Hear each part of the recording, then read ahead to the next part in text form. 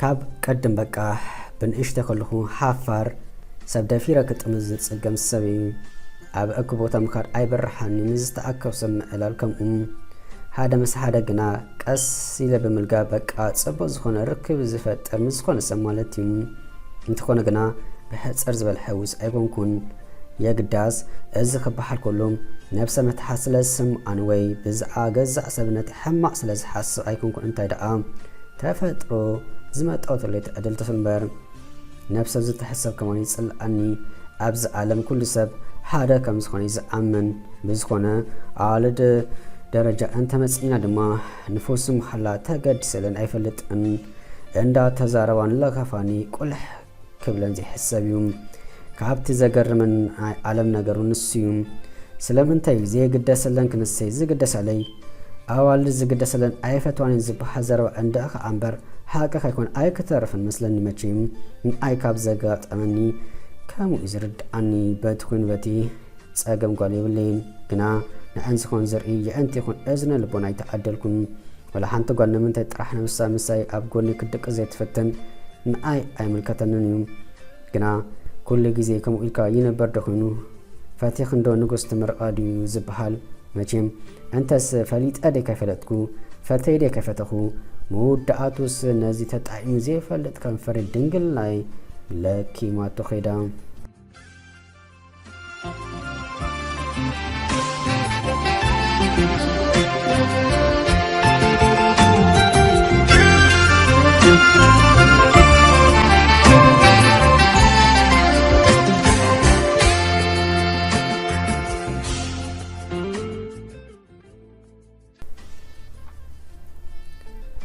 ኣብ ሓደ ቦታ በገለ ኣጋጣሚ ንሓደ ወርሒ ግድን ክኸይድ ስለዝነበርኒ ከይደ ኣብኡ ይጸንሐልኩም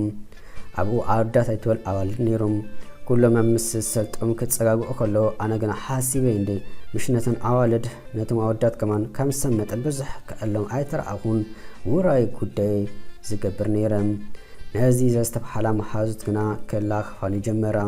ብፍላይ እቲ ሓንቲ ነዘን የዕንቲ ቦግ ኣቢላ ክተውፅአን ቁርቢ ተሪፍዎም ድፍረታ ዘረብ ኣዋእታ ኣብ ውሽጢ ከብዲ ኣዲኣ ከላ ገለ ፍሉይ ነገር ጥኢማ ዝወፀት ትመስል ኣክንዲ ንሳ ከዓ ጠራራ ብጥረመን ክትብል መዓትያ ኣከዳድና ሓቂ ዘረባ ዝወፅእ የብሉን እንተትመልክዓ ድሓንያ ካብ 15 ማሓክዋ ኣብ ፀጉሪ ደረጃ ምስተን ሂማን ሄር ክገዛእ ዘቀዳዳማ ትምደብ ርቕቕ ዝበለት ጓልያ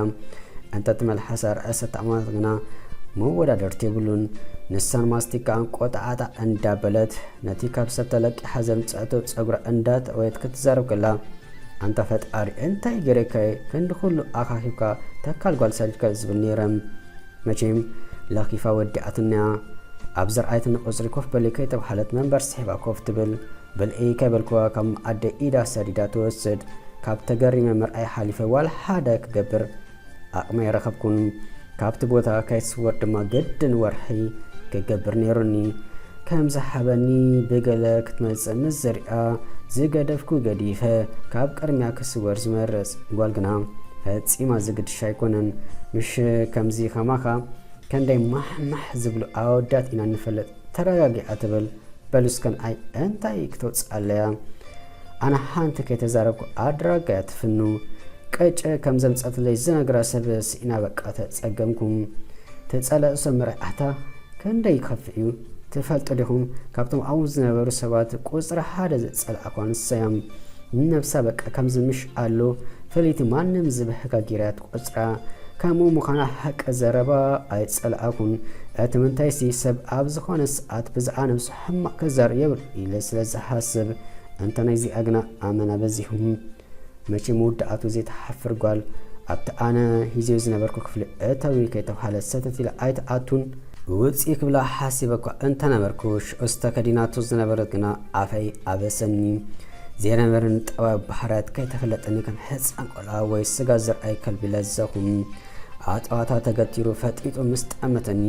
ዘየለ ስምዒት ክወረኒ ግዜ ወሰደን ፈፂመ ነብሰይ ክቋፀር ተፀገምኩም ኣብ ከንፈራ ተለቕሊቃቶ ዝነበረት ሊፕስቲክ በቃ ምሽ ኣሎ ከይድካ ወሓጦ መፀኒ ሰለፋ ተቐላሊ እዩ ሕምብርታው ንነፋስ ተዋሂቡ እዩ ስቁረን ከም ዝነበሮን ድሕር ክንደይ ተመሊሰ መዝገበይ ክገልጽ ከለኹ ዝተዘከረኒ ኣቤት ሽዑ ዘርኣኮ ፍሽኽታ ዝጸፍዓኒ ተቐምጨና ገና ኣቱ ምስ በለትያ እቲ ገዛ ጣዕሙ ዝቐየረ ብፍጹም ድንዙዝ ዝነበርኩ ወዲ ነብሰይ ክቋፀር ተጠቒመ ዋላ ሓደ ዘይፈልጥ ዝነበርኩ ሰብ ስጋዊ ድሌተይ ሰማይ ጠቃስ ህንፃ ክሰርሕ ጊዜ የባኸነን ሕዚ ዘምስርዐትኒ በጻብዕታ ጌራ ግንባር የደፈ እንዳበለት ኣብቲ ሳሎን ኮፍ ከም ዝብል ገበረትኒ ከም ዝተሳእኸ ማንም ኣየስተባሓልኩ ነይረ ምሽ ገጽኪ ትርሓግዶ ጠፍኢ ክንደይ ትርብሽያ ሓደ ዓፊቱ ሓፂለ ዶ ክጠፍኣልከ ትብል ነርካ ሕጂ ዳ እንታይ ተራኺቡ ውኖኻ ኣጥፊኢኻ ምስ በለትኒ ሰሚዓ ክንሰይ መንነቲ ዘረባ ተገዲስሉ ኣሻውዕ ካልእ ሰብ እኮ ተቐይረ ግዲ ሓቂ ቀድሚ ሕጂ ክትመጽእ ከላ ከምዚ ተኸዲናቱ ዝነበረት ክዳን በጌጋ ርእየላ ኣይፈለጥን ፈጺሙ ክፋል ውሽጢ ኣካላታ ዘይርኢ ግና ፋሽን ኣምፅኦ ክዳናት ትኽደን ነይራ ንሱ ክኾን ይኽእል እዩ ኣረ ክንድኡ ዘፍስሰኒ ክዛረብ እንተበልኩ ቤን ዘረባ ክመጽእ ኣንታ ተዋሪደኮ ኣመና ከም ዘክፍኣኹ ተረዲእዎ እዩ ኮነ ኢላ ከምኡ ተኣጢቓ ዝመጸት እያ ትመስል በቲ ጥዑም ሎሽን ዝተለኸ ኢዳ ጸፊኣ ምስ ሓደገት ንግዳ ናብ ነበር በዘይ ልበይ ተመለስኩ ኣታ ኣኽፊኢኻ እምበር ሓማም ጥብጓል ኣንስተይቲ ርኢኻ ኣይትፈልጠን ዲኻ ኢላትን ኣይትኸይድን ብሕፍረት ዝኣክል ኣብ ከብዲ ዓደይ ተመሊሰ እንተ ዝኣቶ ኣይምጸልዓኹን ሃያር ረኺበ ተዋረድኩ መዓልተይ ኣኺለውን ካብቲ ከባቢ ክስወር ተመነኹ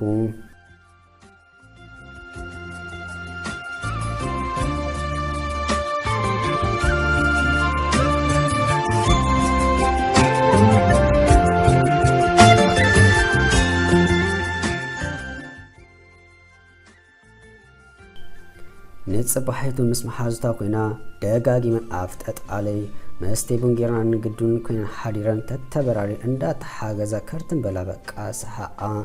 እንታይ ሞ ክብል ዝሓበን ምቕባል እምበር መሊሳውን ካልእ ግዜ ተኸፋፊት ኣይትመፅን ሕጅኳ ግድን ስምዒተይ ክቋፀሪ ሰማይ ምድርን ይላገብ ናብ ዘይተደለየ ነገር ኣያብልኒ ሓሳበይ ከይወዳእ ከለኹ ግና ዘይነብር ስምዒት መሊሱ ተሰምዓኒ መላ ኣካላተይ ክረስን ተፈለጠኒ ስሒብካ ምስ ከንፈርካ ኣዋሓዳ መጻኒ ተመኩሮ የብለ ልምዲ ወሪዱኒ ጓል ስኢማ ይፈለጥ ገለ ግና ኣብ ስምዒት ምስ ኣተኻ ግዲ ብኣልዩ ምሕረካ ኮይኑ ጓል ነክፈረካ የበለት ኣብ ከንፈር ምስ ኣበለበት መፀዋ ኢሉከ ከምዚ ሌካሌካ ግዲ የሕቕያ ኮይነ ክትፍለጥ እንተፈተቱ መን ክሰምዓ ካብ ሰዓሰዓኻ ተቆፃፀይ ነገሩ ጽምዒ ውህልል ጸንሒ ግዲ ኣብቲ ሳሎን ኣንገርግረ ነገሩ ንኸም ኢላ ዝመጸ ስለትመስል ዋላ ሓደ ተቃውማይ ስምዐትን ገለ ምእንተ ርእሱን ዘይብዓላ ዝጀመረት በቃ ካብዚ ምዝራብ ስድነት ስለ ዝኾነ ከም ሮድ ውሰድዎ ኩሉ እንተናይ ንመጀመርታ ግዜ ኣብዛ ውዒት ጓል ኣረከብኩም ብሂወቴ ሙሉእ ጥዒመይ ዘይፈልጥ ነገር ተዓምኩ ነገራት ከይጀመርካዮም ከለኻ ከጠንቀቕ ኣለካ እምበር ሓንሳብ ምስ ኣትኻዮም በቃሊሉ ክሰደካ ስለዘይክእል ኣናውን ጥዑም ጥዒሙን ድገም መጻኒ የግዳስ እንታይ ከም ዘጋጠመ ትፈልጡ ዲኹም